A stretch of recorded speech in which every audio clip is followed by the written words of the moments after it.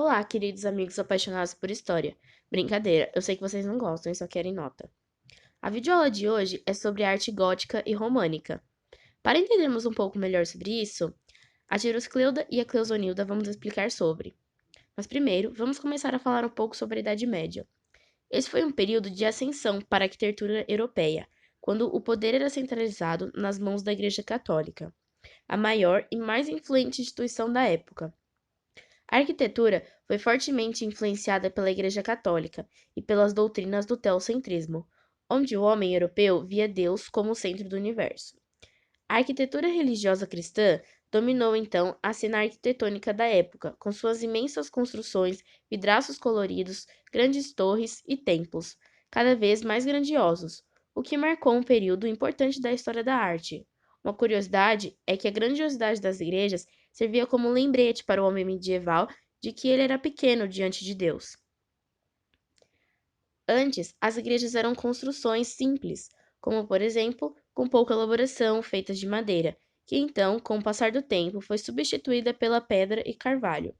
Vou chamar a Jeruscleuda e a Cleusonilda para nos ajudar a entender sobre esse estilo arquitetônico.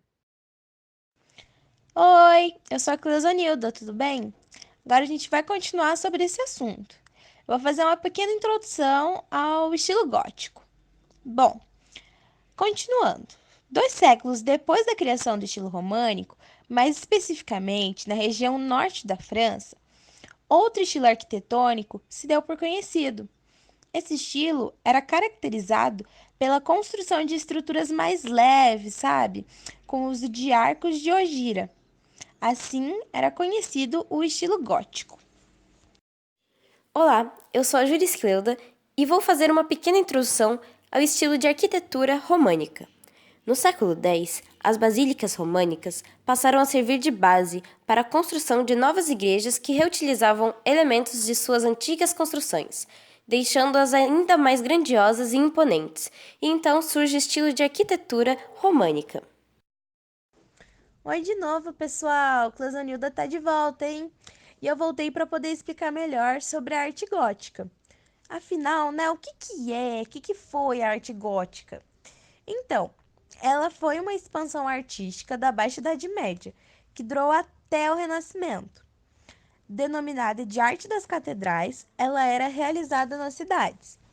Anteriormente, as vivências coletivas, elas estavam concentradas no campo e os mosteiros constituíam nos locais de desenvolvimento intelectual e artístico, sabe, gente? O marco histórico do movimento ocorreu nas imediações de Paris, quando a Abadia Real de Saint-Denis foi construída, entre os anos de 1137 e 1144.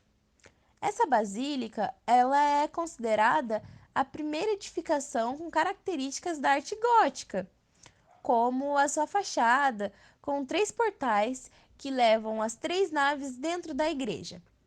Depois disso, a arte gótica ela foi se expandindo para a Inglaterra, para a Alemanha, para a Itália, para a Polônia e para a Península Ibérica. Essa grandiosa arte só foi possível após a solidificação das monarquias. Com essa solidificação, teve desenvolvimento comercial, sabe? Desenvolvimento urbano. E isso levou ao desenvolvimento das rotas comerciais e favoreceu ainda mais o crescimento das cidades. Tá, mas Closanilda, de onde que saiu esse dinheiro, né, para fazer essas obras tão grandiosas?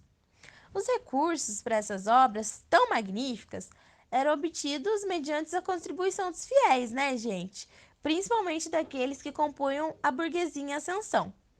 Portanto, a arte gótica marca o triunfo das cidades, onde a igreja percebe ter o apoio de uma grande parcela dos fiéis, para quem irá construir as catedrais. Elas representavam símbolos do poder político da igreja e econômico da burguesia. As catedrais exaltavam a beleza do ideal divino por meio de uma harmonia permeada pela religiosidade. Agora, gente, deixa eu contar para vocês sobre a origem do termo gótico, né? Porque quando ele foi criado, esse estilo artístico não tinha esse nome, né? Não tinha o nome de gótico. Então, gente, esse termo ele foi criado bem depois, quando o renascentista Giorgio Vasari se referiu de maneira pejorativa a esse tipo de arte, lá no século XVI. Ele tem a ver com os godos, que são um povo bárbaro lá que invadiu e destruiu Roma, lá em 410, perdão. Dessa forma, ele expressa sua rejeição a esse gênero de arte. Mais tarde, esse termo foi incorporado, sendo relacionado à arquitetura dos arcos curvilíneos. A arquitetura gótica, ela acabou sendo o resultado dos avanços técnicos obtidos pelas corporações de construções. Eles conseguiram dominar a geometrização e suas relações matemáticas, com um objetivo muito claro: a verticalidade, visto que buscavam um direcionamento para onde? Para o céu, né, galera? A arquitetura, ela foi o mais importante, porque foi a principal expressão da arte gótica e ela ficou presente, sabe? Ela ficou atrelada à pintura e na escultura também. A desmaterialização das paredes, agora mais finas, mais leves, bem como a distribuição da luz no espaço, possibilitada por um número maior de vãos e janelas, e isso permitia ter um espaço mais livre, sabe? Mais iluminado. A luz mística e a grandiosidade constituem a veícula para a comunhão com o divino. O arco em ponta e a rosácea, que é muitas vezes chamada de mandala, serão atribuídos continuamente para nesse sentido, sabe, arquitetônico, o qual busca substituir o horizontalismo românico pela verticalidade gótica. Mais um tópico agora, hein, gente? Outro tópico é a escultura gótica, que como a característica principal, a gente tem que ele expressa o desejo da verticalidade. Contudo, ele esboça também o naturalismo, sabe? Esse naturalismo capaz de atribuir os movimentos e dar vida às esculturas, as quais são quase sempre um complemento à arquitetura. Também uma grande característica e bem comum é a presença de esculturas de monstros ou figuras humanas nos telhados das igrejas góticas. Mas por que eles fazem isso? Faziam, né? Eles faziam isso a fim de escoar as águas pluviais, né? A água da chuva. E essas representações, elas são muito intituladas a gárgulas. O último tópico sobre a arte gótica é a pintura gótica, que vai se delinear claramente em meados de 1350, quando tem lugar fora da arquitetura, a qual abandonava murais, afrescos e vitrais. Do mesmo jeito que a escultura, a arquitetura, ela buscou transmitir o mesmo naturalismo e simbolismo religioso da escultura e da arquitetura. Os vitrais, que são pedaços coloridos de vidro unidos por chumbo, tinham como objetivo emocionar o espectador e ensiná-lo sobre a religião católica. É muito comum nessas pinturas a substituição da luz por fundos dourados, bem como a figura de personagens religiosos com pouco volume.